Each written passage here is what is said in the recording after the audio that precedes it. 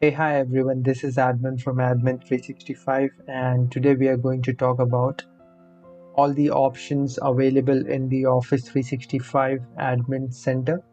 It would be like an overview of Office 365 Admin Center. So let's get started. We'll open the Office 365 Admin Center. You can just go to office.com and just scroll on in here, and you will see this admin tab. You will only see this if you are a admin. If you are an end user, you will not see this tab here. Only an admin of a tenant can see this particular tab. And once you click on it, we'll talk about most useful tabs in here.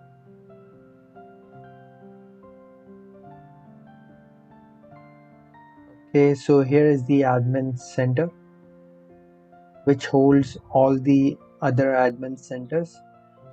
First and foremost, we'll click on show all option, which is present here. It will show us all the options, and this is the place in the admin center which help us to navigate to all the other admin center. If you want to navigate to any one of these, you will have to go to show all and then click on admin centers to view all these options. Let's go to the top. This is the home page. This will show you all the cards here. As you can see, all the billing and stuffs here, which is not very useful. We'll go to the users and active users. This is the place where you create new user, assign them licenses. You can create user, you can assign license, you can delete a user from here. And let's go to the other tab. This is contacts. This basically holds all the contacts on the tenant. Contacts are anything which has an email address which is external. So you can use the contact to deliver an email to someone who is external to the organization. This tab holds contacts plus mail user. Mail user are same as contacts, but mail user has an email address in Office 365. That's the only difference. And this is the guest user section. In this place, you will see all the guests which are invited to the tenant. If you have shared a link or shared a file with someone who is external, if they try to access the file, a guest user gets created on this tenant and you can view it on this tab here itself. Even if you add someone to Teams channel, that will create a guest user account for that user and it will be available on this tab. And then we can go ahead to deleted users. Any users who you delete from the active users will go in this tab and it will stay in here for 30 days. After 30 days it will get deleted permanently. Groups. So in the groups tab, you will see active groups. Active groups is the place where you can create groups which are distribution lists, Office 365 groups, and security groups. So if you want to create them, you can just click on this and it will create the group. And once you delete any group, it will go into deleted groups. And this is the section where you can create shared mailboxes. Shared mailboxes are the mailbox which does not have a license and does not have a password as well. You can get full access permission on this to access the content of the shared mailbox itself. And the roles tab.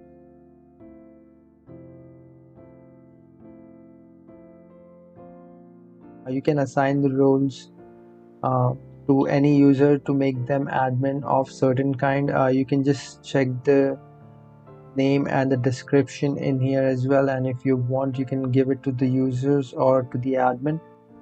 And we'll go to the next tab, which is resource. Resource has rooms and equipment. So rooms and equipment are basically used for calendar and stuff.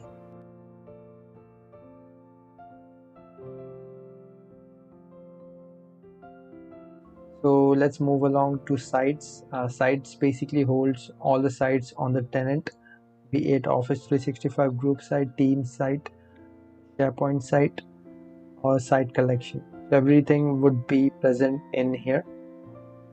And billing is the tab where you can purchase services, you can list all your products. Licenses tab does show you the products which you have, and also you can assign licenses directly from the license tab itself to the users. Bills and payment will give you all the invoices. Billing account will show you all the accounts which are used for billing, and payment method will show you all the payment method which you have. Whether you have credit cards, it will show you all the list of credit cards which you have on the tenant. And billing notification are the notification which gets sent to the admin. And let's move to the next tab, which is support. Support is basically if you have some issue, you can just create a service request for free and connect with Microsoft Engineer and troubleshoot the issue. Let's move to the next tab, which is settings. Settings has the domains in it. You can just go ahead and add the domains which you want. It will give you all the step-by-step information which is required to add a domain in here. And search and intelligence is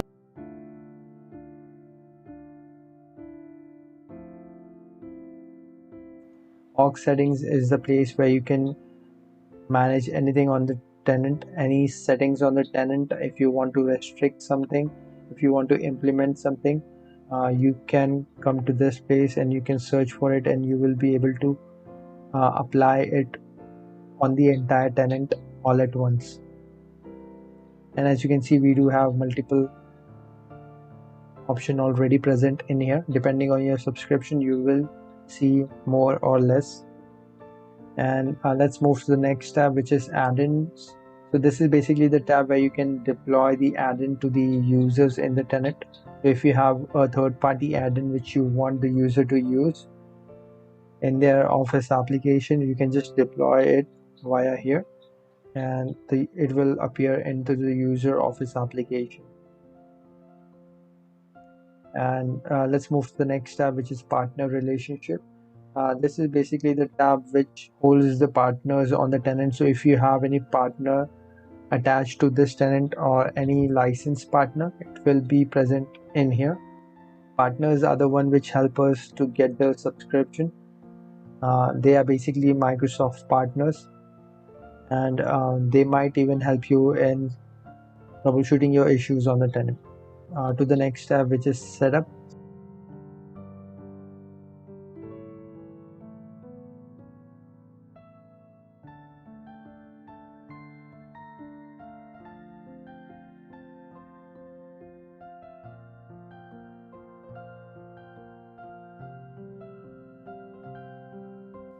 So let's move to the next tab, which is reports.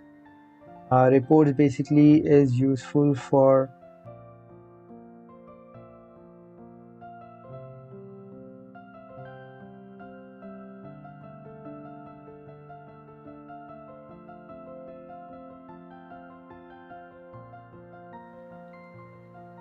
health basically stores all the information whether there is an active service incident or service interruption happening, which may or may not affect the users on the tenant. You might want to check in here if you have any issues with multiple users on the tenant. You can just go to service health, and then you can see all the advisory here. You can see the incident here. If you have any ongoing service incident, you will see the entry in here as well. And the other tab is message center. It will show you all the updates, all the new coming features in here, so you might want to keep a track of this as well. It will show you all the things which is going to be implemented on your tenant. So that's pretty much it. All the other admin center, I will make a video about them separately. You can let me know which admin center you want me to create a video on. If you have any doubt, you can drop it in the comment section. And till then, you have a nice day.